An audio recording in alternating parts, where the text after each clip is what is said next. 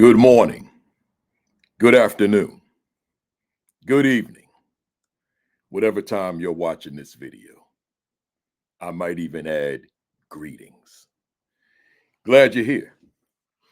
And if you're here, that means you have an interest in either becoming a professional speaker or growing your professional speaking business. Well, let me say from the outset, this is not a seminar per se on either, on becoming a professional speaker or growing your professional speaking business. I decided long ago. I've been teasing on the internet for a long time that I was going to do a seminar somewhere in America or different places in America because of the volume of people who write me or stop me asking or inquiring, when are you going to do a seminar on public speaking? And the fact of the matter is, I've never really within my heart wanted to do one. And the reason is simple, because I don't have the answers for you. Now I know that probably sounds contradictory, and considering the work that you do and the work I do. If you're watching this video, then you probably have some idea of my success as a speaker over the past 38 years, right? But I'm gonna say it again. I don't have the answers. I don't know. I do education seminars for a living. I do workshops and presentations, keynotes, etc. For principals and assistant principals primarily, but then also teachers, counselors, and just a slew of other categories within the education space. And I'm very comfortable in that space, speaking about the things I speak about. And a lot of times, most of the time, it's things I've done. So as opposed to me talking theory, I talk facts, what I stand on, what I've done over the course of my professional life. But in terms of speaking, yeah, I've done this for a long time. I've done this longer than I've been an educator. But for those of you watching, you're coming from various different genres. Like so some of you obviously would be aspiring education speakers, education consultants. But then there's so many other categories. And I can't speak to those worlds. The only world I can speak to is the education world. But then within the education world, we're all so different. The way just the way we conduct ourselves, the way we carry ourselves, we're all so different from one another. The areas of focus, or the areas that we want to focus upon, they range. So I say that to say that I don't have that message, that universal message where everybody listening, you'd be able to go away from this and take away from this that I got it. See, because I can only tell you what worked for me. So I promise you, this video is going to be invaluable. It will be. But I'm also going to promise you that I'm not going to promote these as universal strategies, solutions, perspectives, etc. This is me. I'm giving you my story. That's what it is. I'm giving you my story in terms of my journey to become the speaker that I have become. That's what I'm going to give you today. Right? So my suggestion to you is you listen to it, you take notes, copious notes, and you take from it that which can be applied to you, and that which cannot be applied to you because it just doesn't seem that it fits you, then let it go. Then you go out and listen to other presenters who are speaking on being professional speakers or upping your game, whatever it is. Or maybe you already have listened to many and now I'm just the next one. Whatever it is, don't confine it to me. Listen to many who want to offer that information. At the time of this recording, it is February the 2nd, 2024. I'm 63 years old. So this is my perspective according to where I stand right now on this date at this time of 1:17 p.m. Eastern time, and again at age 63. I may have a lot more by the time I'm at age 65, right? By the time I'm at age 70, whatever it is. But this is where I'm at right now. So again, this is my story. So let's go. I want to talk to you about what has worked. And I may even throw in a few things relative to what hasn't worked. This will probably be a long video. I have notes in front of me. It's just an outline, but I know me.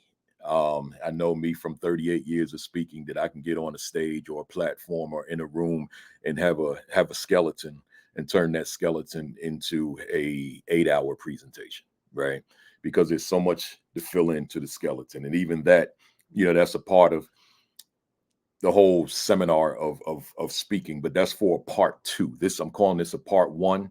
This is just getting yourself out there, and then part two will be the actual delivery, right? So I don't know when I'm gonna do part two, but right now I think part one is what most people are really looking for. How do I get myself out there?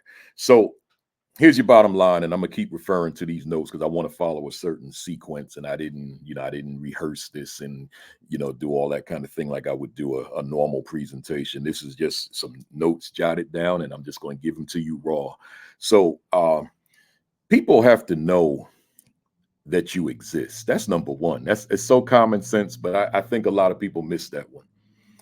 People have to know you exist. You can have the best message, right? Coming from the greatest little IDEA, this little itty bitty thing called an idea can sprout into something enormous.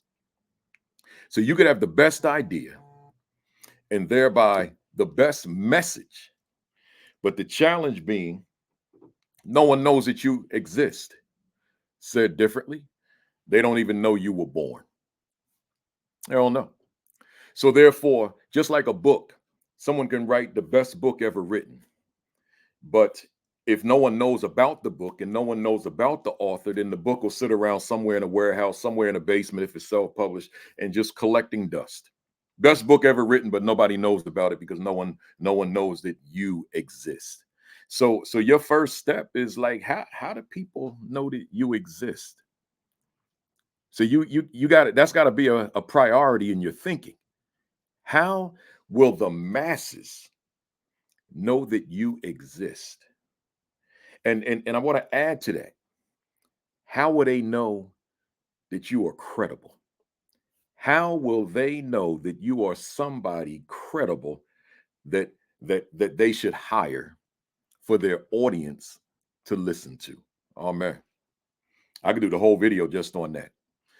Because and there's a part of me that doesn't want to put my personal opinions in here in terms of just certain things. But there's another part of me that does. And I know in this business of speaking, I won't say in what category, such as education or whatever, just this business of speaking. I know that there are people out here who have done a lot of research on their topic. I know there's a lot of people out here who they're gifted speakers or they have worked very hard on their craft of oratory. So when they get on that platform, when they get on that stage, they come across as if they know more than anybody. Like they come across, and I don't mean that in a negative way. I mean, they just come across as like, I got it. I got the information. I got the answers. I got what you need. I got what's going to take you to the next level. But there's this slang called receipts. And I'm always checking receipts, man. And I know that there are people out here who come across as if they're very credible, but haven't done the work, right? They haven't done the work.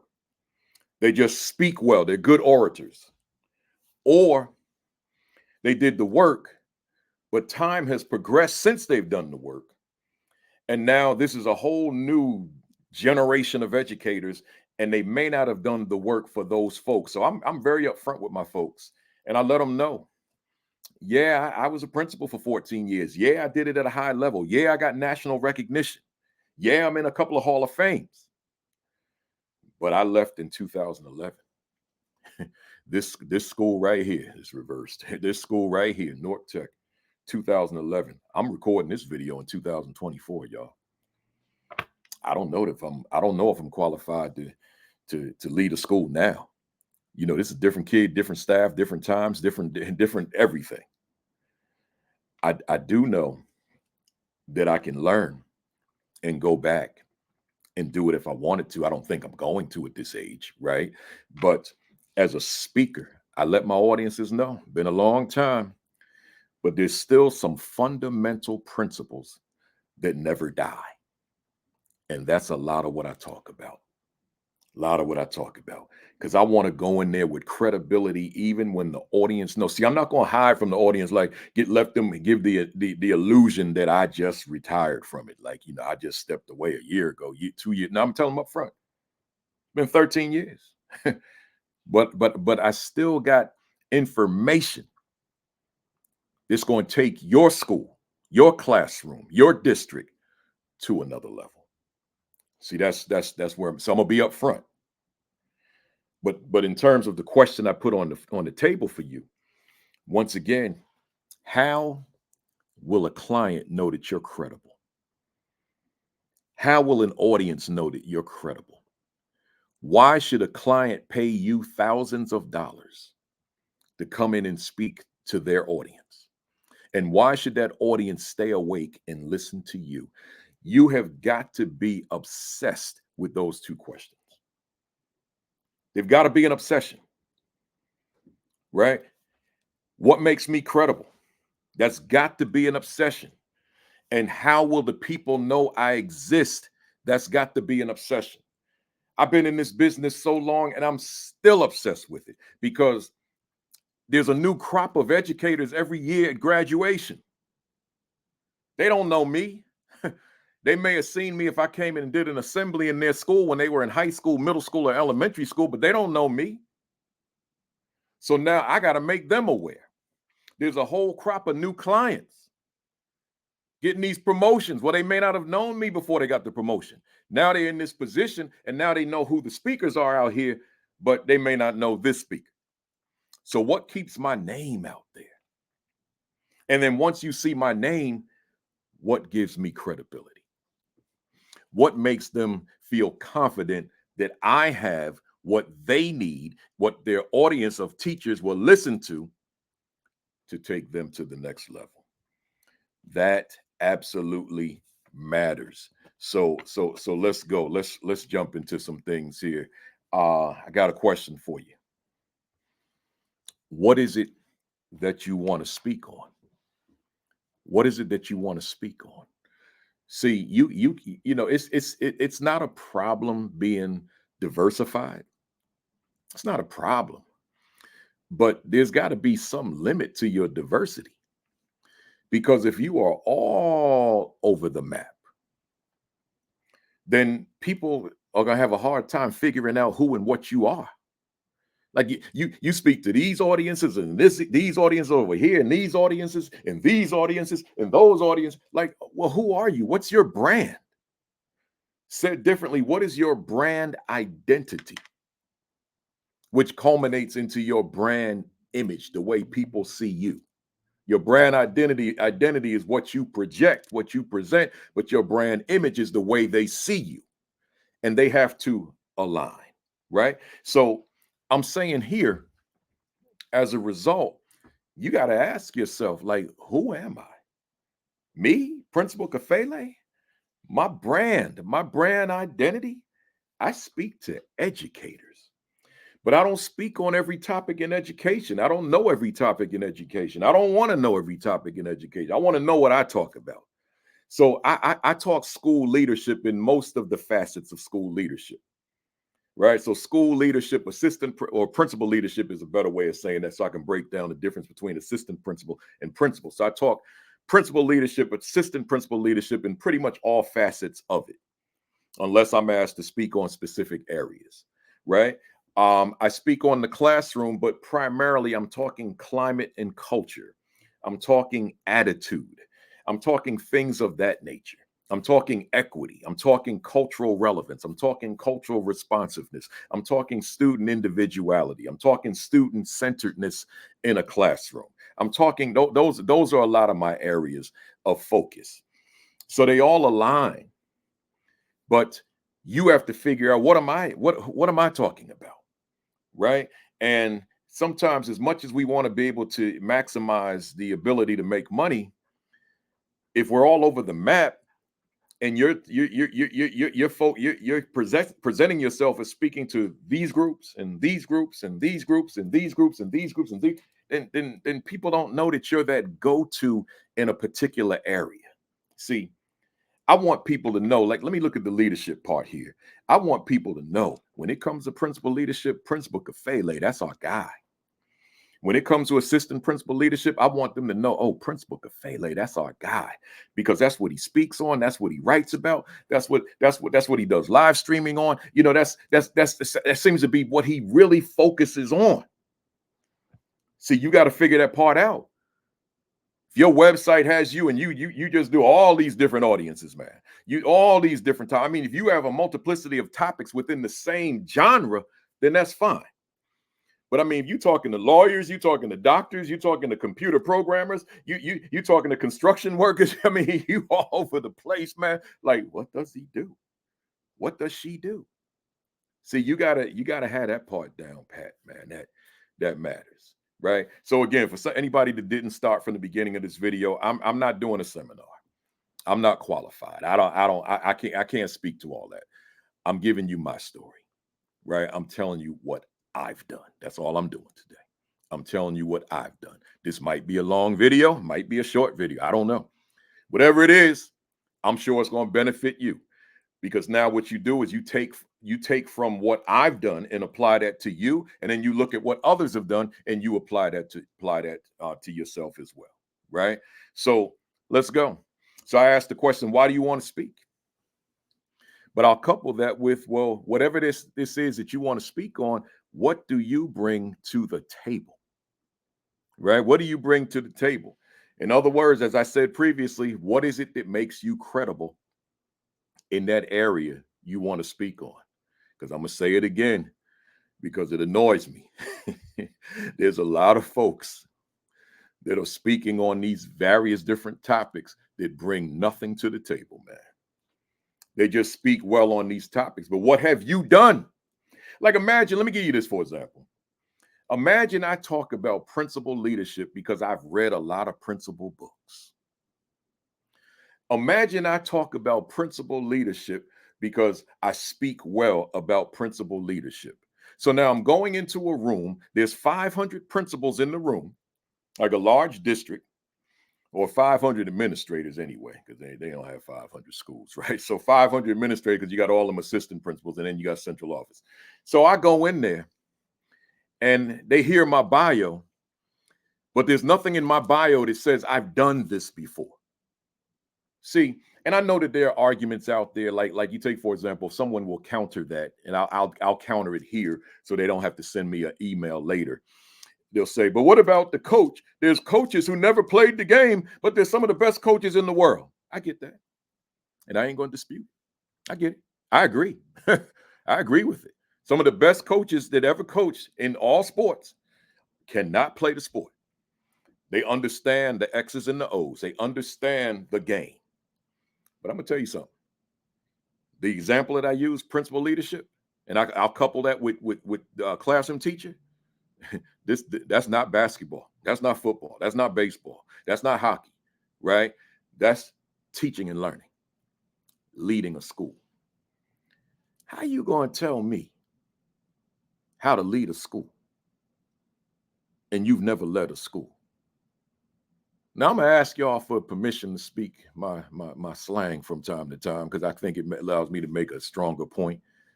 How you going to tell me how to lead a school and you ain't never led a school? Once I figure that out, we done, man. I'm zoning out, man. Like I had some music playing in my head while I'm sitting in them seats while you up there talking. I ain't listening to you, because you don't know what it is to do what I do.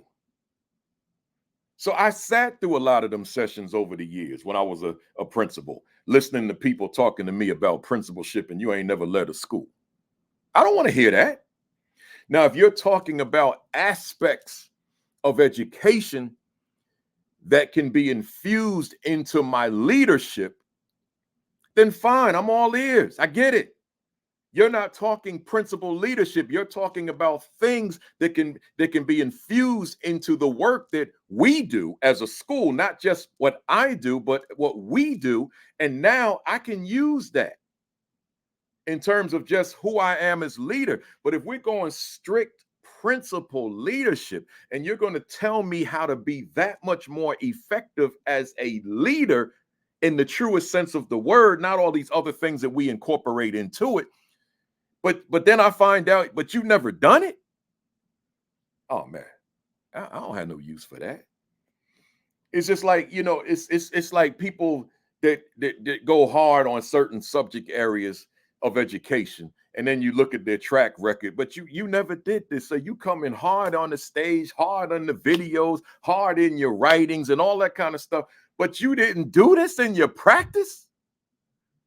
Then I don't need it. I want to hear from the people that did it so that you can tell me it works from experience and not theory. See, that's the difference. I don't have interest in theory. That's why, like I tell my audiences all the time, I'm not bringing you no theory. I'm telling you what I did, right? And then we'll go from there. So again, what's your topic or topics? Like, who's your core group that you want to speak to? What will be your brand? What do you want to be known as? I'm the education guy. I'm the principal guy. I'm the assistant principal guy. That's my brand. People know that. If I came in there talking some subjects, started presenting myself, speaking some areas of education that people have never heard me speak before, like you hear Principal Kafele is going to do a lesson on teaching reading. Like, what? Kafele do that? Right? So, I mean, it's not that I didn't teach reading as an elementary teacher, but I don't teach it as a presenter. That's not my brand. And I don't think there's anybody that knows Principal Kafele that would invite me in to do a seminar on teaching reading to children. So who will you be? That's the question. What's your purpose in speaking? What do you bring to the table in terms of just what you know, and what have you done that makes you credible? You got to be obsessed with those. You got to be obsessed. Let's go. Let's go. So let me go back now. I told you I just want to talk about my story, and this is everything I'm giving you. This is just me. This is I don't again anybody jump into this thing like I'm at 22 minutes already. So you jump in late and you didn't listen to the beginning. This is not a speaking seminar. This is speaking according to Principal Kafele. So somebody can disagree with this, and I'm fine with it. I'm telling you what worked for me. Now, y'all, you all that see me out here, you see the posts, you see me always out somewhere in some different state every day, all that kind of stuff. Okay, then I'm giving you what got me there. All right. So it should be credible. So here we go. I started speaking.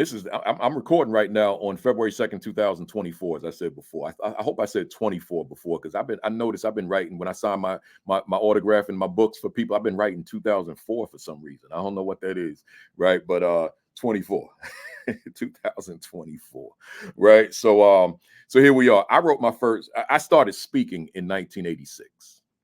That's how long I've been doing this. I've been speaking since 1986. We're talking 38 years. But at this level, just a little over 13 years. Right? So that means that I grinded for 2 decades to get here. Almost 3 decades, I should say, to get here. But see, that's the part, and see, that's where I'm distinguishing or differentiating my message from everyone else out there. Your journey may not be 3 decades before you get to where you want to be. Your journey might be a year, right? It may be a couple of years, whatever it is. So I don't want to discourage anybody with saying, you mean I gotta wait 3 decades to get to where Kafele is at? Nah. Kafele was a teacher. Kafele was a principal, right? So therefore, I was building my credibility, honing my craft before I got out there to speak.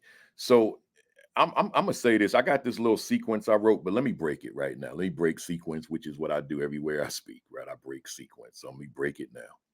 Listen, y'all. I wanted to be a speaker before I became a teacher. I mean, I wanted it bad too. I used to look at people like Les Brown and Zig Ziglar. I had all their videos, all their audio cassettes, all that stuff, man. You should have seen all that stuff that back in the day, because I've been living in this house for a while. And back in the day, I had all these Les Brown videos and Zig Ziglar and so many others, not just the two of them, but they were my go-tos. So on the motivational side. And I'm just studying them. But then I came to a conclusion that I want to be in the education space. But then my secondary conclusion was, but you don't have anything to talk about because I haven't been in it. So I said, man, hear me, somebody. I said, let me live some life. Let me live some life. And then later on, let me come back to this. Right. So I went on and lived some life. 7 years as a teacher, 14 as a principal. I said, I got a lot of life under my belt now. I got the 21 years just professionally, but then I got other things happening in my life as well that's helping me to get to where I want to be. So in terms of living that professional life, I said, let me live this life at a high level. Now, my motivation in going into the classroom every day was not to build a speaker career later on. It was in the back of my head, but that wasn't the motivation. The motivation for going in the classroom was being the best version of myself for children every day. So after, I don't know, 4 years of teaching, maybe, I was named the building level, the district level, the county level teacher of the year, and the New Jersey State finalist teacher of the year. That means I had achieved a heck of a lot in a short period of time. I was going hard for them kids, but simultaneously, and not because of, but it was just happening, I was building credibility as an educator. See, so if I wanted to stop right then and there, let me try to build this speaking business. I mean, I'm recognized as state finalist teacher of the year, so I must have been doing something right. So I could have started that journey then, but I said, nah, let me keep it going. So my point is, I started speaking in 1986, but not to professional audiences. It turned out that parents, PTOs, PTAs wanted this young principal Kafele, young Baruti Kafele, I should say, to come in and do these 1 hour presentations. Now, sometimes them cafeterias that I would go and speak in, they would just have one person, one parent, right? So I was all over New Jersey after school. Matter of fact, before I became a teacher, just after I graduated college in 86, I'm just in anywhere someone would have me. City Hall doing like Black History programs in February in East Orange, New Jersey. Parent meetings such as PTA, PTOs all over New Jersey, all over New York City, different parts of Pennsylvania, primarily Philadelphia. Word of mouth. The word just got out there that I was doing it, but also sending out flyers to PTA presidents, PTO presidents, just these little makeshift flyers I was making back in them days. They don't look too good. I'm glad I saved a couple in the basement. They're hard to look at, but just making these flyers and sending them out so that I could speak. And this is the part for you now. I'm giving you my story, but I want to give you I want to give you the answers too, so that I could speak anywhere that there was an audience, anywhere. Just give me an audience. But since I was in that education space, speaking to parents worked well for me. So anywhere, but also banquets, graduations, you name it, anywhere that someone could bring me in and not have to pay me a dime, because wasn't nobody gonna pay me back in them days. I'm too young and inexperienced. So just anywhere. So I spoke anywhere. How often? Sometime it was every day. Because like after school, I would go visit a few parents and, the children at their homes with the parents, but I could be done with that by 5 or 6 o'clock. PTA meeting wasn't until 7. So I could go and visit parents because the dismissal's at 3. I can go to homes from 3 to 6. And then 7 o'clock, go do a parenting workshop and then go home. So I was living like that because I was hungry. Now doing those, that was for the business. The teaching part wasn't, but doing all those after school messages and those community center messages and those banquets and graduations, and I can go on and on. I was trying to build a name. I was trying to build name recognition and build a name as a speaker. I spoke anywhere, everywhere, somebody would have me, right? I know it's a lot of people that don't do that, but that's how I started. That was from 86 on. In fact, let me give you the exact years. That was from 1986 until 2004. I probably thought I said 2004, and I probably keep writing 2004 because 2004 was my breakthrough year. But I'm gonna get to that. We ain't there yet. But that was my breakthrough. 2004 is probably the most important year in my professional life, right? For a multiplicity of reasons. I'm not going to give you all of them in this video. You're going to get those sometime later. But for now, it was my breakthrough year in terms of putting me on the national stage, right? But we're not there yet. So once again, that's when I started my speaking, and that's how I did it. So the suggestion to you: speak everywhere that you can, anywhere, everywhere that somebody will have you accepted. Send, we're not in the flyer age anymore in terms of snail mail. This is a high tech social media technology era. So you're going to do that differently in terms of how you find out where those PTA presidents are. I don't think I need to waste valuable time in telling you where they are. You know where they are. They're in schools, right? Or they're affiliated with schools. I don't need to break all that down. You have intelligence, right? The bottom line is just how you going to reach out to them, right? And it may not be to them directly. It might be the principal or the assistant principal, and then you get to them. So get to them via the administration. But I don't certain things I don't feel I need to break down because I know I'm talking to intelligent people. You got that part.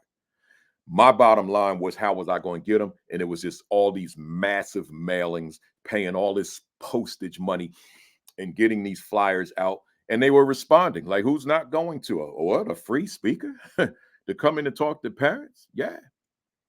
And that's what I did. That's what I did. Right. So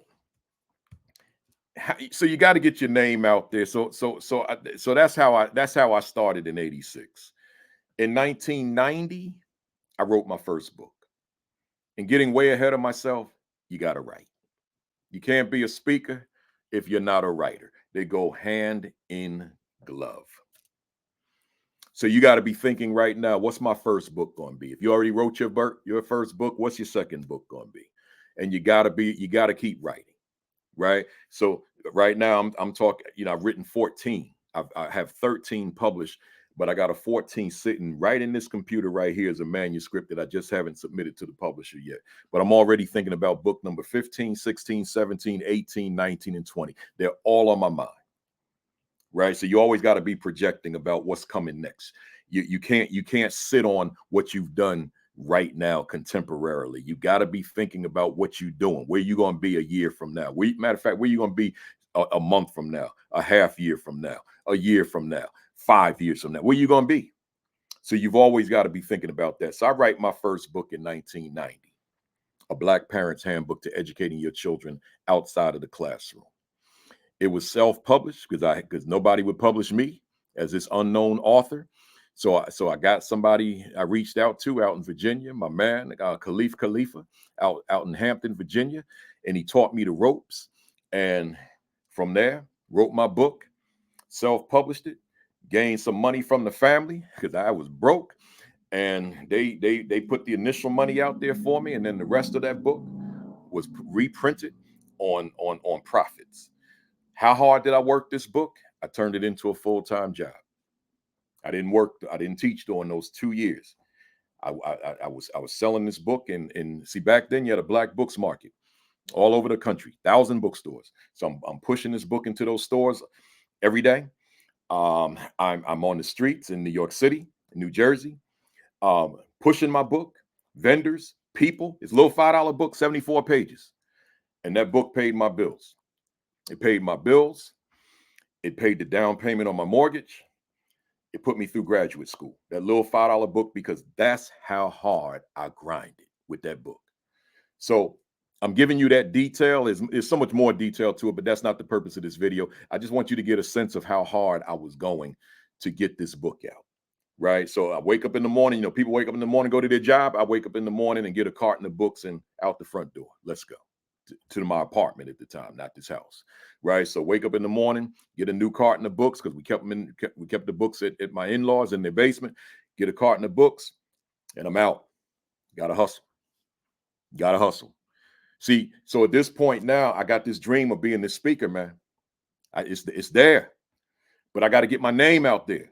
So see, with a book, the book gets your name out. Let me tell you something about a book.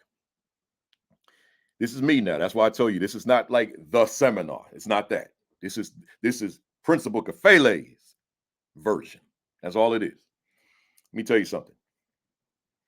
As these lights are getting brighter with the sun, let me bring it down a little bit there. Yeah, there we go. That's much better. Listen, I made money off books, and eventually I was published. You see one of my books behind me, The Assistant Principal Identity. That's my newest one. But as an author, particularly a published author, I don't make no money, man. Peanuts. Ain't nothing. Give me a tank of gas, right? I don't care about the money with my books.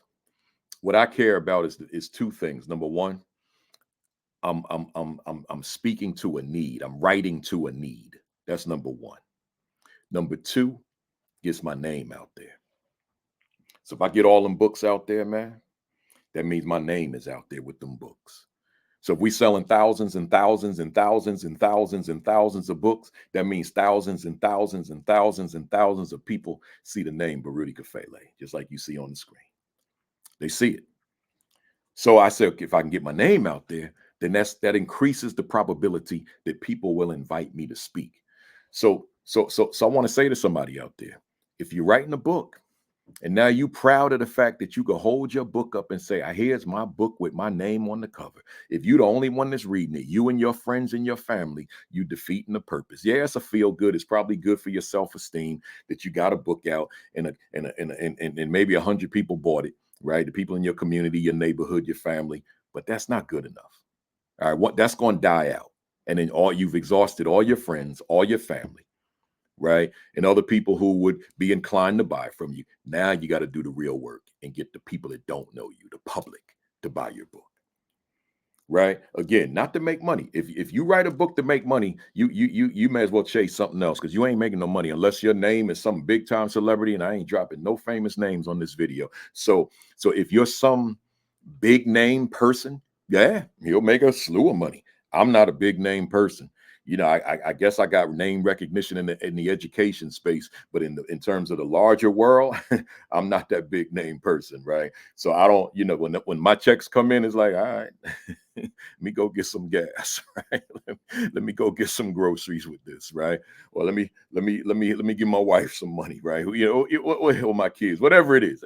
But it ain't like let me go buy a car, right? It ain't like let me move into a bigger house. It don't work that way. Right? That's not the kind of money I make, right?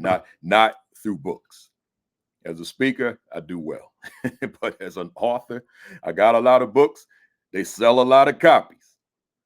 But I ain't so and so out here in the celebrity world, so that doesn't translate for me into big money.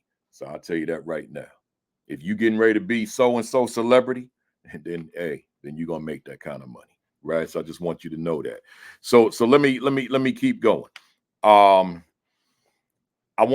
think I want to just reinforce it for you again. My reason for writing books is to address a need. That's it. And through addressing a need, it allows my brand to be increased exponentially. By you writing to address a need, and that book takes off, then it allows your brand to expand, to increase exponentially. That matters, right? So you keep that in mind. If you out here chasing dollars, you'll probably never reach them. But if you out here trying to do the work of helping somebody or helping an organization, helping a district, whatever the genre of speaking you will do, then people are going to benefit from you, and then the money will follow. And that's how you got to look at this. Don't get it twisted. Don't reverse the sequence, or you'll be chasing dollars for your whole life and you'll probably never reach them. Right? Let's go. But And so let me just word it this way for you then. On the business side, right? So on the so on the personal side, I want to fulfill a need. But on the business side, and that's critical, because if you're a speaker and you're self-employed like me, so if you're an independent speaker, self-employed speaker, you do have to think business, right? You got to think business. So therefore, my writing of books, because I'm gonna get to the other writing in a little while, but my writing of books is to give me exposure. That's on the business side, right? And let's not conflate the two, the business and the personal. The personal is the personal. I'm doing God's work. But on the business, I do want to stay in business, right? You go into business, the purpose of business is to make a profit. But then you want to stay in business. So towards staying in business, then yeah, I need exposure. I need the world, the education world, to know that Baruti Kafele exists and he has a good product. Matters. It matters. Let's go, y'all. But while I was writing those initial books back in the early 90s, 1990 to start, I was also recording. I had the wherewithal to record. I was making cassette tapes in studio recorded cassette tapes on goal setting. That's what I was doing. Goal setting and parenting. I'm going in the studios here in Jersey, paying all this money for studio time. Studio time costs money. And then, I don't have the means to produce. So now I'm paying the studio to produce these videos, not to distribute them, but just to produce a volume. So I think we were doing like 500 cassettes at a time. And again, that infrastructure was in place. I'm a Black author. I'm a Black speaker. So therefore, I had this Black network of bookstores, over 1,000 across America. So I had that, because the mainstream, if I can throw this in here, unknown Black author, mainstream bookstores, I won't drop names of those stores, but they still exist. They weren't picking up my stuff. As a matter of fact, as quiet as it's kept, they still don't. Despite me being a top author with the company that publishes me, um, they only sell me online. I go to the particular store, major brand store, and I'll go into the store and I'll see my colleagues' books, same publisher, but I won't see mine. Right? I'm like, where's my books? They, based on the numbers I'm aware of, I outsell them. Where are my books? So then I go to the place. I say, why? I mean, I'll call the corporate headquarters, or I'll go to the management of the store. Why are my books in here? And they'll say, well, the people haven't come in asking for them. I say, so you're telling me all these books in this place, all these books in your establishment, the people come in asking for all of them? Are you really expecting me to believe that? Every book you sell, there's a demand? Come on, man. You know that. You don't have books on the shelves that people can go in and maybe stumble on and say, I want this. I never heard of it, but I want it. But that's just the reality, of being Black in America, right? I'll put it that way. That's just the reality. So I learned to navigate my reality. So you won't find me in those chain bookstores, and if you do, like I tell people, post a pic for me. Someone posted one recently, and I couldn't believe it. I said, "Are you serious?" They said, "Yeah, I wasn't looking for your book, but there it was." Oh my God, right? But that was an aberration, an anomaly. That's not what my reality is. So therefore, and I'm sharing that with you not to get political. I'm sharing it with you to say you got to figure out alternate paths when the path that makes the most sense is not working for you. So I had to figure out something else. So in addition to that Black bookstore network, because if it wasn't for that, then my books weren't going to go national at that phase of my career. It just wasn't going to happen. But and that, again, that's before I became a published author. That's when I was self-published. And I was writing for a Black audience. A Black Parent's Handbook was the name of the book. So, but then I said, okay, I got to do other things. So I started the cassettes, as I said before. But then as times progressed, CDs became a thing. So now I'm back in the studio making these CDs. So I made 2 different CDs. and I made 2 different cassettes. See, now you can do what I'm doing right now. You can just open up your computer and record. But see, I came up in a different era. So I'm not giving you this to say do what Kafele did, because what I did is obsolete. My message here, my intent for you is to say, oh, but I see Kafele really hustle. Yeah, that's all I want you to get from this. I want you to see the hustle that was involved. I want you to see the grind that was involved. That's what I want you to pick up. So then you got to take contemporary times and you got to hold up your mirror and ask yourself, how hard am I grinding to get to the same place? Right? That matters. Let me make sure my mirror is clean, right? You got to ask yourself that question. So CDs, cassettes, now you be doing MP4s, you be doing videos and so forth, and getting those out here. But here's the thing: you want to be a speaker, like the title. So you want to be a speaker, professional speaker. Let's talk. Well, if you're not writing, in this case, books, I'm gonna get to the other genres soon. And if you're not recording audio and video, then you're doing yourself a disservice. See, video, there was really no outlet for me with video. I mean, VHS cassettes, that type of thing. That was going to just be too costly. So I was relying on the audio cassette tape, the audio, the CD audio. I was relying on that, and it was working for me. It was working, no doubt about it.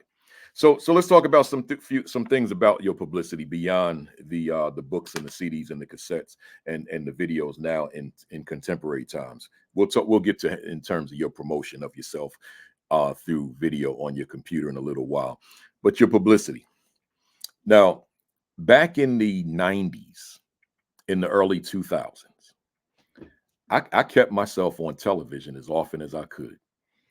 I was writing press releases and sending them to all these TV stations, network TV, cable TV, radio stations, and I'm talking about broadcast radio. I'm sending press releases, and I'm getting these interviews. That's all I needed. I needed these interviews to talk about my books. So like I remember and they had, like where I am in Jersey, there's a show called Good Day New York. I didn't get on that one, but they got Good Day Atlanta. I got on that. Good Day Denver. I got on that. Good Day Birmingham. I got on that. And then so many other shows I was able to get on. Now I paid this my own dime. I was a principal by then. I was a rookie principal, but they weren't gonna fly me out there because I ain't nobody. But I used my own dime. I paid for my flight, my hotel, my meals, my everything to do that little 5-minute interview, man. They all on YouTube. You can go to YouTube right now on Principal Kafele. What's the name of that channel I have? Principal Kafele Throwbacks. You can go to Principal Kafele Throwbacks, and you'll see those old videos. And then I don't have the recordings of the radio videos, but I'm on radio, just different places, different radio stations across the country. We're doing them by phone, or I'm flying in my dime again. I'm doing whatever it takes because I want this bad. I want it bad. So I'm doing whatever it takes. I didn't necessarily have people to lean on. I've never had a mentor in this business. I never had a mentor as a principal, never had a mentor as a speaker, as an author. Nothing. I just had to figure it out. So that's what I did. I just figured it out. Didn't have people opening up doors and all that kind of thing. No, I'm lying. Once I got in the business, then I had some people that liked me, that wanted me to get further in. So then I had some people saying, "Yeah, you need to get Kafele in here," right? So those kind of doors. But I mean, in terms of in the beginning, I didn't have that, right? I got that once I was in it, right? So I'm in it. People know Kafele, Principal Kafele. So now, oh, we need you to speak here. We need you to speak there, right? So I'm already in at that point. But I'm talking about as a rookie. Nah, I had to figure this thing out, man. So it's like I'm literally creating as I go. Maybe that's why it took me so long, but I'm good with it. I have no regrets, right? So press releases are still relevant. That didn't lose its relevance. So are you writing press releases to get you in? But see, now there are organizations out here. I'm not going to drop names because I'm not doing no commercial for nobody on here.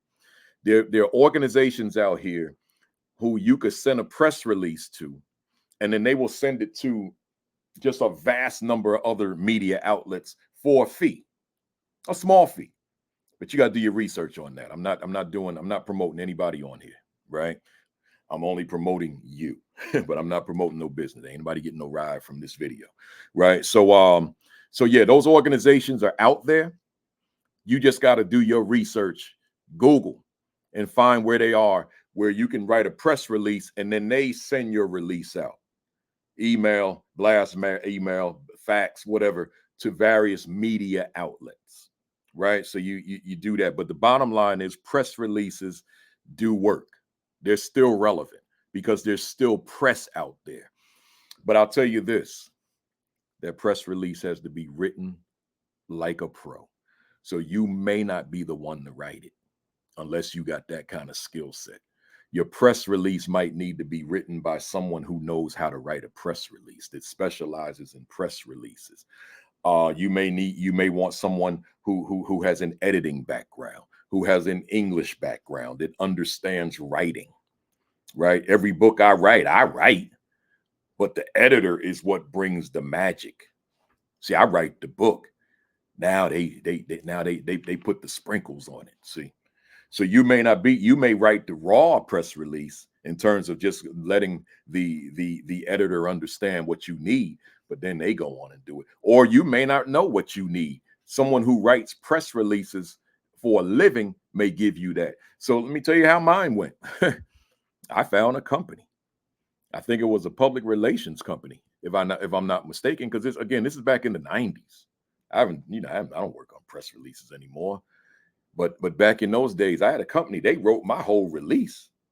All I did was change the font. I didn't like the font, right? But they wrote the release, and that's how I was getting down for years, right? For a long time. So that press release, it matters. So keep that in mind.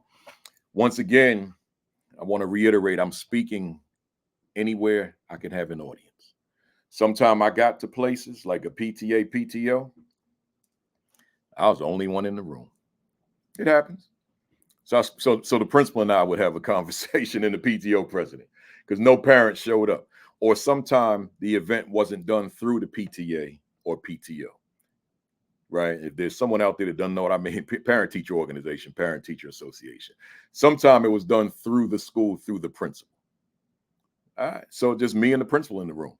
Sometime it was PTO, PTA, and the principal wasn't there. So it's just me and the PTA, PTO president, and we just have a conversation. And then I would give them strategy on how to bring parents out next time. Because, it's not just about me. They're trying to build an organization, a viable organization where parents matter in the school. So I had some ideas. So I would share those with them. So instead of my presentation on parenting, I would do a presentation on building your organization, right? So whatever it is. But that too gave me name recognition, because now they could tell their colleagues in other schools in the district, man, Kafele, not only could he give you a good parenting message, but he could help you grow your organization. So I'm using all that, and I'm growing particularly in New Jersey and New York City, right? That was my area of concentration, because I couldn't go too far, because I got to teach the next day or I got to lead the next day. So I'm not going to go too far where I can't be at work the next day doing that day job, right? Which was important to me. Right. So that was that. But regarding my work now, let me go back to that. I was going to go hard every day, because my credibility wasn't going to come solely through my speaking. I gotta keep saying that. Because there's people out here. They're out here. They're all over the country. They're trying to speak because they speak well and they know a few things, but they don't have the credibility. See, and again, I'm not only talking education, y'all. See, I'm an education speaker, but people who will watch this video are not necessarily educators. They could be doing anything. It might be someone on here that wants to just speak to lawyers, right? Someone on here who just wants to speak to programmers. Someone on here who just wants to speak to politicians, right? Someone on here who just wants to speak to biologists, right? Whatever. Someone on here that just wants to speak to airline pilots. Whatever it is, these same principles apply. So you're going to speak to pilots, but you never flew a plane, right? So I'm saying you got to build the credibility. So if you want to be in the education space and you want to be in the conference speaking to the teachers, but the teachers want to know what, okay, what do you know about my work? So that matters. So sometimes we put in the cart before the horse. Now you got to put the horse first, and then he gonna pull the cart, right? So make sure you keep the right sequence. That matters. You got to build credibility. I'm always going to have my credibility. I'm always going to have my resume. I'm always going to have my bio. I'm always going to have receipts, because I don't care how old I get. I still was that teacher of the year. I still was that reached that national prominence as a principal, and which culminated into winning or receiving the Milken Award, which is the highest award that an educator can achieve, as far as I'm concerned, nationally. So that credibility is always going to be there. You got to have credibility, right? You got to have credibility. You can't just talk that talk. What's your receipt? What's your credibility say that would you do as it relates to what you preach? See, that matters. Give me, like in the education space, I would simply say to somebody, like, let me see your test scores, right? Let me see your graduation rate. Let me see your attendance. Let me see whatever it is you speak on. Don't just be up here talking. Let me see your receipts. I want to see that is this thing you talk about, is this who you were when you were doing this? That's what I mean by credibility. Not you were in there and you were just average, mediocre. Now you're gonna get out here and bloviate like you you some superstar now, but you ain't got no receipts. See, that matters too. That matters. And again, I'm talking about whatever the genre, because I don't want people in the education space saying, "Oh man, he talking about me." No, I ain't talking about nobody. I ain't got nobody in my head right now as I speak. I'm just saying that the receipts matter. I want to see your track record. I want to see your resume. Forget your bio. I want to see your resume. That's credibility, y'all. That's credibility. All right, let's go. Let me go to 2004. I said that was my breakthrough year. I ain't giving y'all everything, man. I'm just giving you a little something. My breakthrough year. I sent a proposal to an organization called ASCD. They were known as Association for Supervision and Curriculum Development back in those days. Now they just ASCD. And I sent a proposal so that I could speak. You know, when you send a proposal to be a breakout presenter, that means you on your own dime, right? You paying your airfare, your lodging, your car rental or ground transportation, your meals, your registration to be there, right? You paying everything. So I sent a proposal in 2004. First time I ever sent a proposal to a national conference in life. So I had been doing all that free speaking. Matter of fact, I didn't mention the word free. All them PTA meetings, all them banquets, all them scholarships, all them community, I ain't never received a dime. Never. Most of them years, I didn't even know that I could make money, right? I just want to speak. I just want to build a name, a brand, name recognition. That's all I want right now. So then in 2004, I'm principal. And I said, let me send a proposal out, because I want to take my speaking game to another level. I've been doing this since 86. It's 2004 now. So I sent the proposal. ASCD, New Orleans, Mark Muriel Convention Center. They in March of 2004. They accepted. Woo. So I said, okay, well, since I'm a principal, let me go there and get some professional development while I'm there. So I didn't just go on the day they assigned me to speak. My date was on a Sunday. I got there Thursday night and went to sessions all day Friday, all day Saturday. But I went by the room they assigned me to each day. multiple times a day because I'm nervous. It's my first time, man. I've been doing all this speaking, but I ain't never speak to a national audience of educators, teachers, and principals. So I go to the room, I walk in the room, and I'm like, oh my God. Like it's an empty room, 300 seats. Who's coming to hear me? I figured they give me a room with like 20 seats, 25 seats. 300 people ain't coming to hear me. Well, I kept going back to that room, psyching myself out, man. I was nervous, man. I was losing sleep Friday night, Saturday night. I kept going back to that room, just staring at it. Then one time I went to the room and there was a speaker in there and it was half full. I'm like, man, if I could just get at least that half full, I'd be good. So now it's Monday morning. Time for me to no. So Friday, Saturday, Sunday, I'm going to sessions. And then I spoke Monday. That's what it was. Man, I didn't speak till 8. I got there at 7, but I didn't go in the room. I stayed outside the door, little seat, just the chill seat. And I noticed the people going in. I was watching. By 7:15, I said, there's a lot of people that went in that room.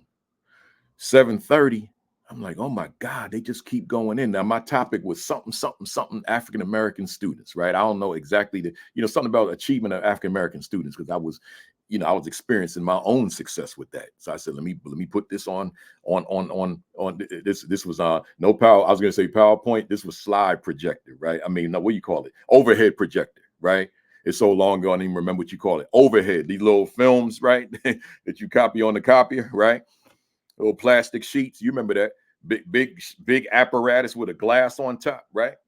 So I got my little slides ready, but I still never went in because it's not a lot of prep with that. It's turn the button on, right? That's it. Not like PowerPoint. You trying to get it all right. No, it ain't that.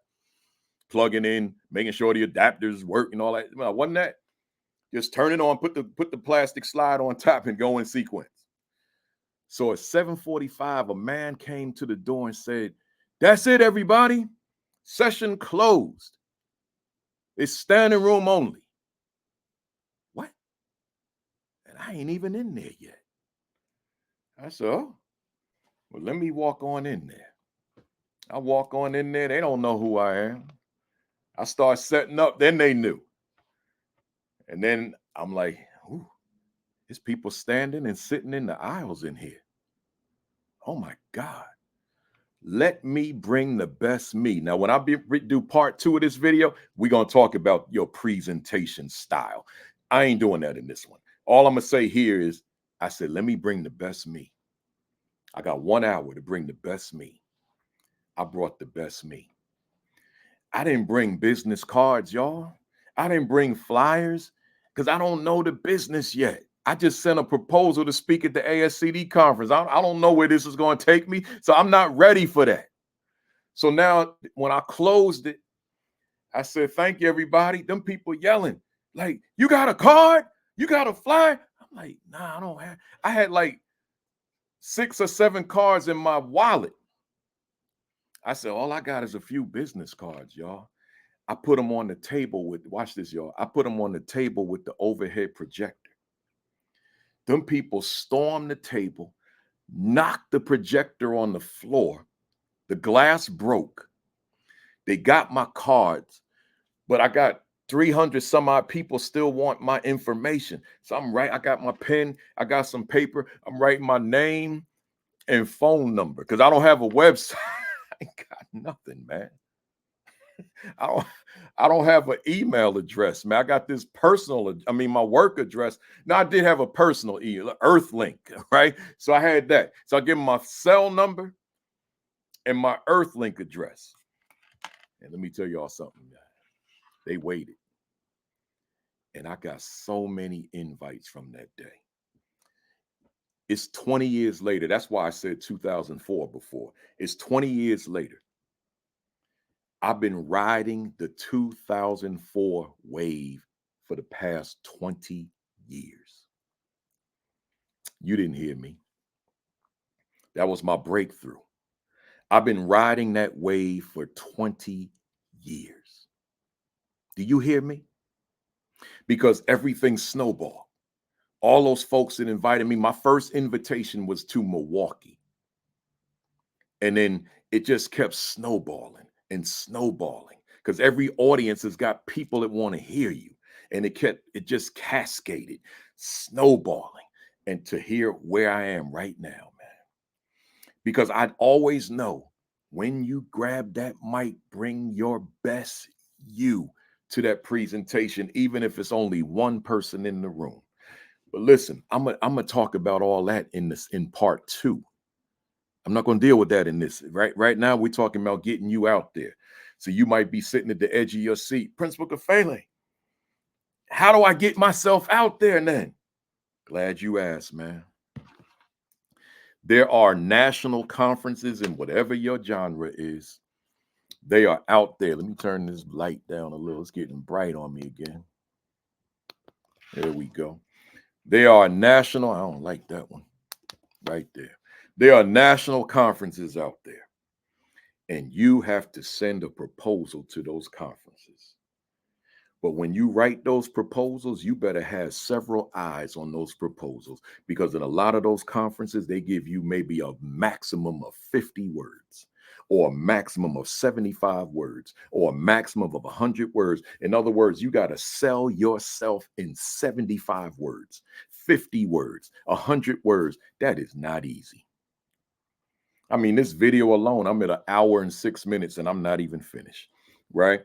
You got to be able to sell yourself in a short period of time, right? So therefore, if you know you're not the best writer, then you're not the one to write that by yourself. You got to get somebody else to sit there with you, work with you to write that proposal. Because it's got to be on point. Because when the readers, the reviewers read your proposal, they're not reading it by themselves.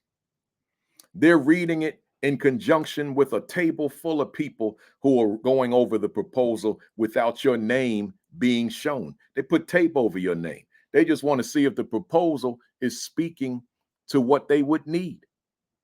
So now what an audience would want to hear, which would bet is a proposal addressing what the conference theme is and what the conference needs to keep that conference in business. If they bring in the wrong presenters, people are not coming back. But if they bring in the presenters with the right content, then the people come back and the conference will continue to be profitable for the conference. So now you writing some proposal, some topic that you're passionate about, but is it consistent with what the conference wants? See, that matters. So you gotta look at the theme and the strands of the conference, and then you write your proposal based on their needs, not based on what you want to bring. That's not going to work. And then you'll get a letter that says, it'll be like a real nice letter to you to let you down softly. We appreciate your letter. And although it was great, we could only accept a few. So we couldn't accept yours this time, but send us another proposal next year. And maybe next year you'll get in the conference. Hey, that's standard. They send that to everybody. So, and then you might go for years before you get in. And I'll let you in on a secret. I know that language because I've received those letters. I don't have a problem admitting that. I just came back stronger the next year or the next year until they got me in. But I'll tell you this, just about every conference that rejected me, a few years later, I was the keynote speaker. So let me get that to you again because you might have missed that. That might have gone right over your head. Every conference that rejected me as a breakout session presenter brought me in as a keynote later on. Because I ain't give up. I ain't back down. I ain't quit. I ain't feel sorry for myself. I ain't bellyache and complain and this one ain't supporting me and all. Nah, man. All right, I'll be back. I'm coming. Like Deion Sanders said, Coach Brown, I'm coming. And that's what I did. I got in there, was the opening keynote speaker, and told the audience that I couldn't get in here years ago. And here I am. Ain't no shame in my game, right? So in the education space, let me just give you all a few names, right? So ASCD, these are national conferences. NASSP, National Association of Secondary School Principals.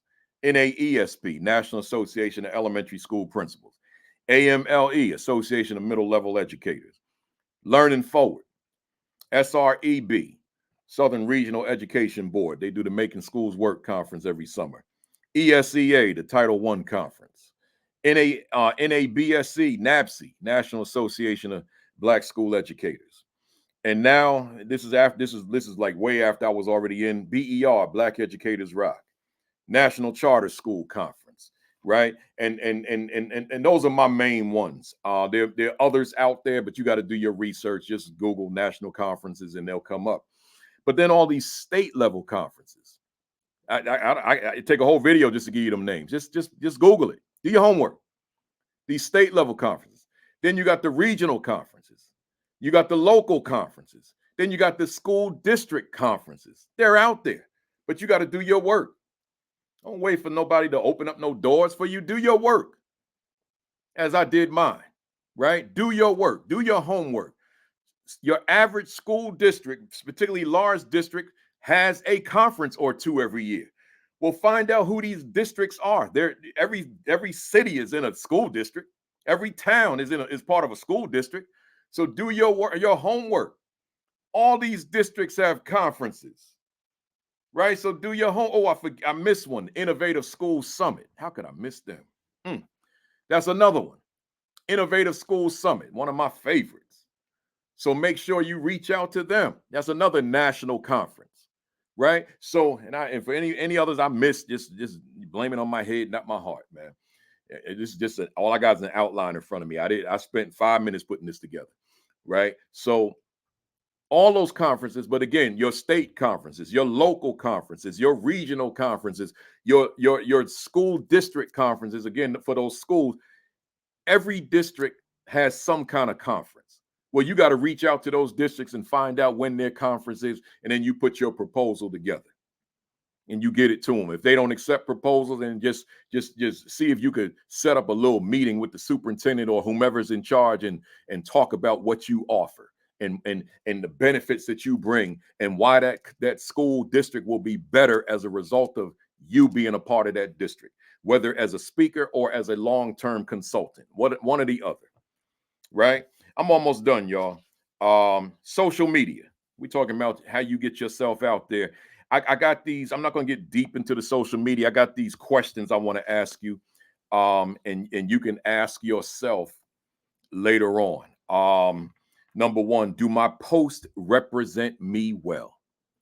See, once you decide you want to be a speaker, then you ain't posting for your friends no more. That's over. Unless you have a personal page where the only people on that page are your personal friends and family, and no one else in the world will ever see that page. But if you got a public page, which if you're a speaker, it should be. Like if not, then what are we doing? What are we talking about? You got a private page, but you a speaker? You could explain that to me at some point, right? If you're a speaker, your page has to be public. But now you're not posting just for your friends and family no more. The world gonna see that. So the question number one, do my posts represent me well? Your content and your grammar. It's some stuff out here, man. I look at that content, man, because I'm a student of the speaking industry. So I look at a multiplicity of speakers' content. And I see some of this stuff. I'm like, really? That's what you putting out there? And you expect a client to see that and say, we want this person in our district? Really? Every now and then I might send a private message to that person and say, you might want to remove that. Because if I'm the client and prospective client, I ain't bringing you into my district. I ain't bringing you to my organization. With that mess you just posted, that's for your friends. That's for your family. Now that you decided you want to be a speaker, then your stuff got to be professional. I don't mean you. And now here's what I don't mean. that everything you post is content related or genre related, industry related. No, because people are gonna get bored with that real quick. Like it's some folks out here. I see this stuff. I'm like, you can't be serious. 100% of their post is like the work. Nobody wants to read that all the time. Like, why don't you let them know who you are? Like, look what I'm wearing, for example, right now. I could have got on here with a suit, but I said, no, I'm throwing on my lounging around the house wear. North Tech basketball, you know it's reverse, y'all. I got my basketball warm-up shirt on. I'm keeping it like personal on this one.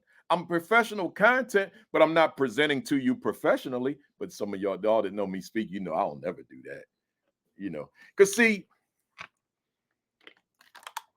I want the audience to feel like they got a personal connection, not just a professional connection. Like, oh man, yeah, Principal Kafele, man, because that's what they say. I walk in them rooms, I feel like I know you, and I'm saying to them, and I'm thinking it, but I say it. That's by design. I want you to know me. It's a method to my madness.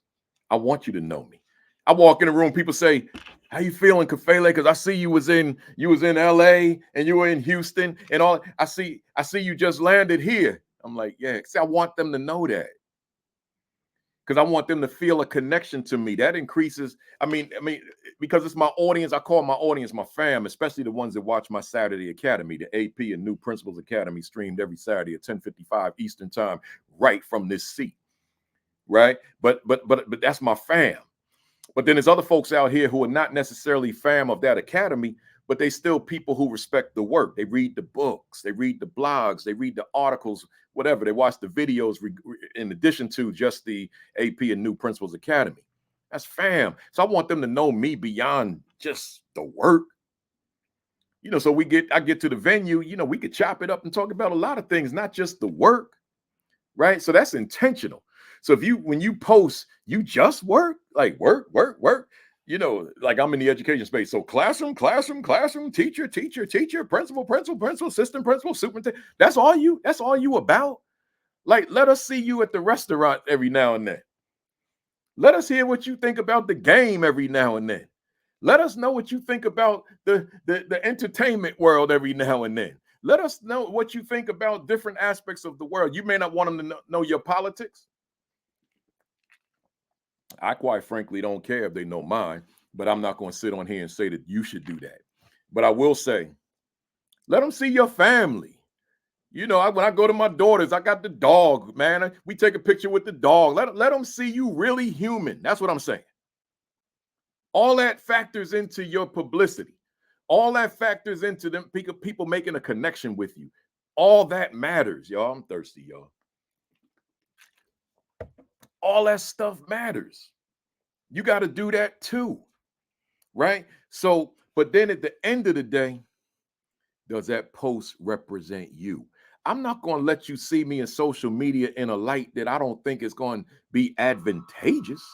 Look at the facts going off. I ain't going to let you see me that way. I'm not going to let you see me in a way that I wouldn't want the public to see me. We ain't doing that. I'm not going to let you see me in ways where I'm getting caught up in the moment and I'm cool with it in that moment. But a week from now, I'm like, is this really how I want them to see me? No, we ain't doing that. So I'm going to think through before I hit post what I want you to see. And that's all I'm saying to you. Now, your grammar. This ain't no text message. This social media being written by a professional speaker. You can't just put some mess out there. You didn't proofread it. It looks like you ain't leave first grade. You got to make sure. And if you know you can't write, then have someone who can write, proofread what you wrote and revise and edit what you wrote so that you are represented correctly, because the client, the prospective client, might read it. You know who else might read it? Somebody in that audience. And then they share it. So now you up there speaking, you don't realize that they sitting in there texting your post to each other. They can't even hear you because they're texting to you something that you wrote on a post at some point. Now, let me tell you on a personal level how I know that. Because I have sat in audiences where someone texted me what the speaker posted. That's how. I've been there. So you don't want to be that person. They sitting there laughing at you. You said you all serious up on the stage or on the platform or in the room presenting your stuff, and they sitting back in the room snickering, looking at some mess you wrote that didn't make no kind of sense. So you got to make sure that your content represents you well, and that your grammar is written as someone who knows how to write. It matters. Next, we're talking about your social media now. Would a prospective client want to hire me? We're talking about questions to ask yourself. Would a prospective client want to hire me? Right now, I could have had these set up and put them on the screen and all that kind of stuff, but I told you I put this thing together in 5 minutes. I just wanted to put this out here because of the volume of people that have write me and asking me for tips on speaking. This is my tips right here, right? My personal journey. This is all personal for me. I ain't giving you the official seminar because I don't know what that is. I'm just giving you the way I do it, the way I get down, right? Would a prospective client hire me? So when you write your social media post, ask yourself, not only does it represent me well, but would someone be inclined to give me a call, to send me an email, to further explore what I deliver? Number 3, could my post possibly chase business away? So when you write that post, ask yourself, is this a turnoff? Now, again, you may have certain views about things like myself, right? So I write a lot of pro-Black content. I'm even saying that in this video. I'm not veering from that. That's what I do, right? A lot of culturally relevant things, a lot of culturally responsive content. That's what I do. I'm not veering from that. If that causes me to lose business, I'm good with that. If me saying that on this video causes me to lose business, I am good with that. I will not compromise my principles. I will not compromise my authenticity. I'm not asking you to compromise your principles nor your authenticity. But so I'm saying to you, if that's who you are, that's who you are. But if you're putting stuff out there and it has nothing to do with your principles, it has nothing to do with your authenticity, you just on the spur of the moment writing something that doesn't necessarily represent you, but maybe you feel peer pressure that because everybody else in the world is saying this, I need to chime in and say it as well, then it's not really you. All things don't have to be addressed. Everything that happens in the news doesn't have to be on your social media page. Everything that happens in the world doesn't have to wind up on your page. You don't have to be the daily news. I don't touch everything that happens in the world. I address those things that I feel I want to have a word in. I want to put my statement out, but I ain't got a statement on everything, and I won't. I pick and choose because I'm never going to lose sight of the fact that Baruti Kafele is a man, a human being. Principal Kafele is a business. They're two different entities, and I'm never, ever going to lose sight of that. Next, do my posts allow others to get to know me both professionally and personally? Once again, do my posts allow others to get to know me both professionally and personally? And I address that, right? So I don't need to really go more in depth with that. Just letting you know, them posts, the people that watch me, they getting to know Baruti Kafele and they getting to know Principal Kafele simultaneously. That's how I use my social media. So I'm using my social media on a personal level, but I'm also using my social media on a business level. But I'm not allowing my personal posts to undermine my business reality. That's got to be your mindset. If you're expecting longevity in this work, I have been working for 38 years as a presenter, probably longer than the average age of the people who will watch this video. So I think I know something about this work. Next, is my social media an asset to my business? Is it an asset to your business? Because if it's not an asset to your business, it's probably a liability. So you got to make sure that your social media is working for you. It's got to be an asset. It's got to be a proponent of what you do. And if it's not a proponent of what you do, if it's not an asset to what you do, if it doesn't support, buttress what you do, then this social media needs to be reassessed, reevaluated, reexamined, because it's got to add value to your work, not be a liability to your work. Next, do my posts attract people to my page because I post interesting or engaging information? In other words, are people looking forward to your posts, anticipating your posts, sharing your posts? See, a lot of people will come to me. I'm saying this because I don't want to come across the wrong way. I don't want to be misconstrued. A lot of people will tell me, they'll say to me, Kafele, I'm always looking forward to see what you have to say. I'm always looking forward to hearing what you have to communicate. They tell me that. So, and particularly on the Twitter side, they tell me that when they see me in person. Oh, I always go to your page. I want to see what you're thinking, right? As it relates to education, as it relates to things that happen in the world. If I decide I want to give my 2 cents to whatever it is, right? But I hear that a lot. I hear it often. I hear it frequently. People will say to me, Principal Kafele, when such and such happened, or when such and such was said, or whatever it is, I went to your page to see what your thoughts were.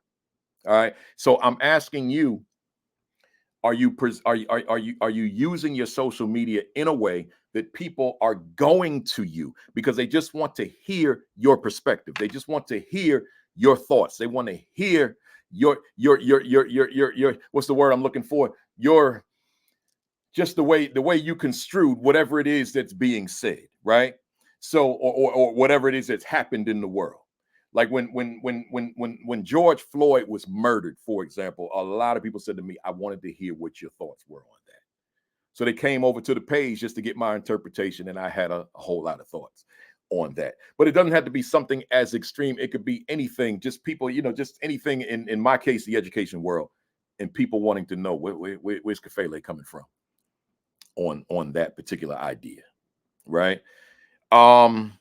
Do I post regularly and consistently? That matters. I'm always on here. Is it every day? No. But I'm regular and I'm consistent because I know that there's a base of people, there's a core of people out there that want to hear what I'm thinking, because these are people who look at me as an influencer, right? So if I'm looked upon as an influencer, then naturally they want to know what this influencer has to say, right? So I'm regular with it and I'm consistent with it, but I'm also consistent with my views on things. So I'm not going to throw curveballs at people. If this is where I'm at, this is where I'm at. I'm not going to be here on a particular topic or position, and then I catch you off guard and I'm way over here, or I'm way over here. I'm going to be consistent because this is how you know me, right? I'm almost done, y'all. Am I a podcaster or a live streamer? Let me tell you something. You want to be a speaker? I mean, look at the education world. I mean, I'm sorry. Look at the sports world and the entertainment world right now. Everybody's got a podcast. They call it new media. Because a lot of time we can't get our message across on in the network media. I can't get on there. I mean, every now and then I can get. I mean, I haven't tried in years. I'm sure that if I tried hard, I can get on some of these shows. Right? I don't want to be on these shows. I don't need them. I got my computer. I got the internet. I'm good in terms of what I want out of my life, my professional life. I am in a very good place. I don't need all that. Right? That's not me being cocky. I don't need it. I don't want it. This medium here, this serves me well in terms of my goals and objectives, right? But I'm a podcaster in the sense of a live streamer, right? People use them interchangeably. Specifically, I'm a live streamer. Every Saturday morning, I'm live. I don't miss a Saturday. The past 196 consecutive Saturdays as of this recording. So if you're seeing this before February 3rd, which is tomorrow, then 196. If you're seeing this after February 3rd, it could be no telling how many. Just count the number of Saturdays since February 3rd, and you'll have the number past 196, right? But before the 196, I was on here every Sunday for years, right? With a different genre of live stream, but I was still on here. I've been doing this for a very long time, these live, ever since Facebook Live became a thing, right? So, some people podcast, those are recordings. Other people, and those are audio. Other people live stream. I'm a live stream guy. I need to be live. Like doing this video right now, I'm kind of pretending in my head there's a live audience out there. That's what keeps me going, because I really don't like recordings. When people ask me to do keynoted recordings, I turn them down. I don't care how much money they throw at me. I tell them no, I won't do it. I said, I'll only come in person to do a keynote. I will not do a keynoted recording, right? So I don't care how much money they pay me. I will not do it, because I want to have a live audience. That's just me, right? So I'm asking you, I'm asking you, do you podcast? If not, you're not reaching everybody. I'll just be, even though this is not, I'm not considering this the official seminar on speaking. This is just Kafele's story, but I'm gonna go hard on that portion of Kafele's story.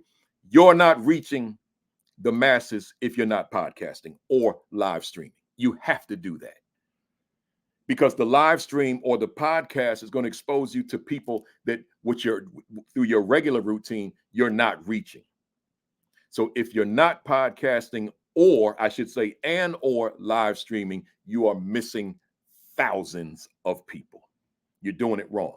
Next, do I have a blog post? A blog page. What? You don't have a blog page? Then you're missing people. You can't be a speaker and no blog page. You can't do it. You'll reach people. You may be successful, but you ain't maximizing. If you're a speaker, you have to have a vehicle to write. And you're not always going to be published by the mainstream publishers writing articles. I write articles for them all the time, but I'm not going to do it weekly for them. So I blog. I have a blog page. It's real simple. I use Google. So I have the blog page, but then I also write a commentary every Sunday on my AP and New Principles Academy Facebook page. Once again, my AP and New Principles Academy Facebook page. That's my way of sending out a short blog post every Sunday morning. I've written about 120 of them every Sunday morning, not later than 10 o'clock, unless I need a mental health day and I take it down and don't write it. But most Sundays I do write it. And now I'm reaching more people. Right. So that's on the Facebook side, but it's a page that's designed for that commentary. That's pretty much all I do with it, in addition to promoting the Saturday Academy, the live stream. But then I have that blog page where I may have some longer thoughts I want to write, and I put those there. That's it. Principal Kafele Writes, for those that want to check it out and see what I do. PrincipalKafeleWrites.com. PrincipalKafeleWrites.com. So do I blog? Do I have a blog page? Am I an author of a book or books? So we talked about that in the beginning. I don't have to go deeper into it. I wrote 14 manuscripts, 13 books. I'm sitting on this 14th manuscript. I'll give it to the publisher at some point, right? So am I an author? Am I a blogger? Am I a live streamer? Am I a podcaster?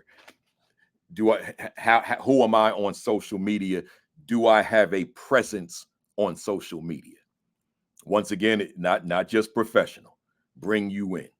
You love entertainment, let the folks see that. You love sports, let the folks see that. You love gardening, let the folks see that, right? Let them see you. Let them see who you are, right? I'm rocking my hat, right? That's, I don't wear a hat on stage. I could, because, we're in a generation now where I can do that, but I don't. But I'm sporting it now, right? That's on a personal, if I was professional, I have on a suit or something, right? Or at least a dress shirt, collar dress shirt. But I want you to see my personal side as well. This is the way I'm going to be looking the entire day. And my couch is right there. I'm going to be sitting there watching TV for the rest of the day once I finish this video, which should be in a few minutes. I'm definitely not going 2 hours. We're at an hour and 34 minutes right now. And I got two more items. The administrative side of the work. if you're an entrepreneur like me, if you're going to be an independent speaker, then you have got to be highly organized with the administrative side. I spend more time with the administrative side than I do the work side. The administrative side is the contracts, it's the invoices, it's the vendor applications, it's the speaking to clients to plan for the work you're going to do. It's the booking of the flights, it's the booking of the hotels, it's the booking of the cars, it's the research in the community based on the address so that you can find out where the hotels are that are close to the venue, right? It's all that kind of stuff. Now, you might want to hire somebody to do that for you, but they can't do it all for you. They can only do some of it, right? Because a lot of that stuff you got to do because you know what your schedule, what you want it to be.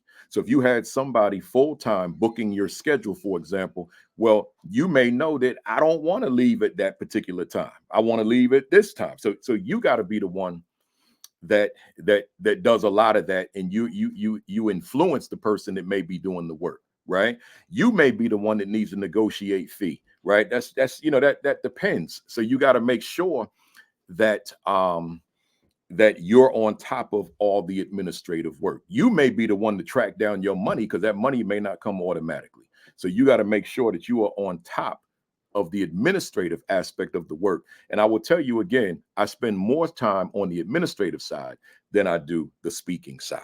The administrative side is the business side, right? Those contracts, those invoices, those vendor applications, those W-9s, getting those out, and everything that comes along with it. I'm not going to get deep into that because that's not the purpose of this particular presentation, but just know that all that matters. But I will say this, with your flights, make sure you stick to one airline.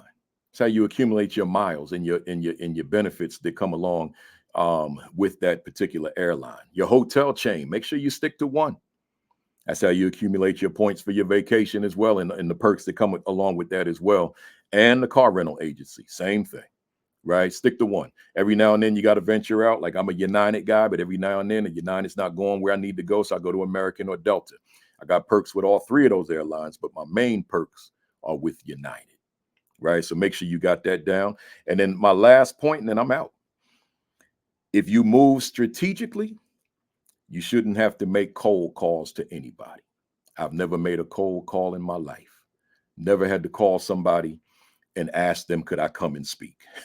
Never. I mean, of course, back in the day when I was doing the PTA, PTO meetings, and yes, I did. Right. But that's not when I was a paid speaker. As a paid speaker, I ain't never picked up a phone and asked somebody, could I come and speak? Because the phone rings consistently. The emails come in consistently. There's a demand, and it's been there for a long time. And I anticipate that it will continue to be here for a long time. Right. So again, this is not a seminar. You go to somebody else for the seminar, they probably charge you to do it, but that's okay. This is just me talking to you. I gave you my story. I told you how I got to where I am today. But what works for me is rooted in my personality. What works for me may not work for you. This works for me based on who I am. But some of my grind, you may not have my grind. You may not have my hustle. You may not be built for that. You may not be wired for that. Everybody don't have what everybody has. You look at the rap industry right now, right? You got rappers, but then you got Jay-Z, who's a billionaire, but I just read the other day he's got 2 billion. I don't know if that's true or not. Maybe it was with him and his wife, Beyonce combined. I don't know. But what about the rest of the rap industry, right? Everybody ain't a billionaire. Everybody's not even a multi in terms of in terms of being a multi-millionaire. Yeah, they may have the 7 figures, but everybody may not have the 8 or 9 figures, right? So everybody's different. So Jay-Z had his hustle, had his grind, but that may not be the next person's hustle and grind. Look at sports. LeBron James is still an active player, but he's a billionaire, right? But they all started as rookies. So they all started at the same place. They all started as rookies, but for whatever the reason, his hustle, his grind made him a billionaire. But some of the players are sitting on that bench broke, right? So some people just wanted a little bit more. Now, someone don't send me no email talking about LeBron's natural skill and natural ability, because if you're in the NBA, you have ability, right? So don't even tell me about that. You have ability, but it boils down to how much are you putting into your craft behind the scenes when nobody sees you. See, so you got players, they may not have LeBron's ability, but they may not have been inferior either. But they may have had enough ability, but let me build on it now. Let me build on it. So when no one's watching, when the rest of the world is sleeping, I'm in the gym. I'm in the weight room. I'm in the conditioning room. I'm on the road doing road work. I'm doing whatever I got to do. I'm shooting 1,000 foul shots every day. I'm shooting 1,000. I'm shooting 2,000 jump shots every day. Whereas the next man might be at the at the club, right? Or maybe doing whatever, but not putting in that time in the gym, right? Well, that's transferable to your work as a presenter. What you doing behind the scenes to become great? So we're not all built the same. We don't all have the same hustle. We don't all have the same grind. So you got to look at yourself. You got to hold up that mirror and ask, what about you? What you got? Right? You need 8 hours sleep every night. I'm not going to discourage that because then I'll be going against my principles in terms of health. But I will say this.